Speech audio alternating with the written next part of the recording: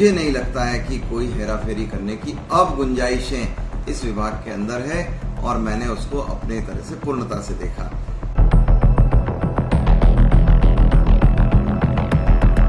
अफीम उत्पादक किसानों की जांच, मार्फिन प्रतिशत पर विवाद और राजनीति के केंद्र में अब आमने सामने है एक ही पार्टी के दो बड़े चेहरे। सवाल सिर्फ सिस्टम का नहीं बल्कि हजारों किसानों के भरोसे का है। मंदसौर नीमच अंचल में अफीम जांच को लेकर सियासत तेज हो गई है। दिलचस्प बात यह है कि यहाँ विपक्ष नहीं बल्कि भाजपा के ही दो सांसद अलग अलग दावे कर रहे हैं। मंदसौर नीमच सांसद सुधीर गुप्ता ने नीमच अफीम फैक्ट्री का औचक निरीक्षण कर साफ कहा कि जांच प्रक्रिया अब पूरी तरह हाईटेक और पारदर्शी हो चुकी है। उनके मुताबिक किसानों की पहचान छुपाने के लिए QR कोड और माइक्रो कोड सिस्टम लागू है। पुरानी मशीनें हटाकर अत्याधुनिक मशीनों से मार्फिन टेस्ट हो रहा है। पूरी प्रक्रिया डिजिटल है जिससे हेराफेरी की कोई गुंजाइश नहीं।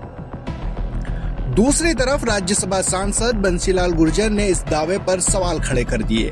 उन्होंने केंद्रीय नारकोटिक्स ब्यूरो को पत्र लिखकर आरोप लगाए, फैक्ट्री में अभी भी पुरानी मशीनों का उपयोग हो रहा। कई गांवों के मार्फिन परिणाम बेहद कम आए। अधिकांश किसानों को कम मार्फिन दिखाया गया जिससे वे असंतुष्ट है। गुर्जर ने मांग की है कि वे कम मार्फिन वाले सैंपलों की दोबारा उच्च स्तरीय मशीनों से जाँच कराई जाए और किसानों की अपील को मौका दिया जाए। 12 अप्रैल 2026 को जारी जांच परिणामों के बाद से ही किसानों में असंतोष बढ़ा है। एक तरफ सुधीर गुप्ता का दावा सिस्टम पूरी तरह पारदर्शी और भरोसेमंद है, दूसरी तरफ बंसीलाल गुर्जर का सवाल अगर सब ठीक है तो किसान परेशान क्यों है। फिलहाल निगाहें केंद्रीय नारकोटिक्स ब्यूरो पर टिकी है।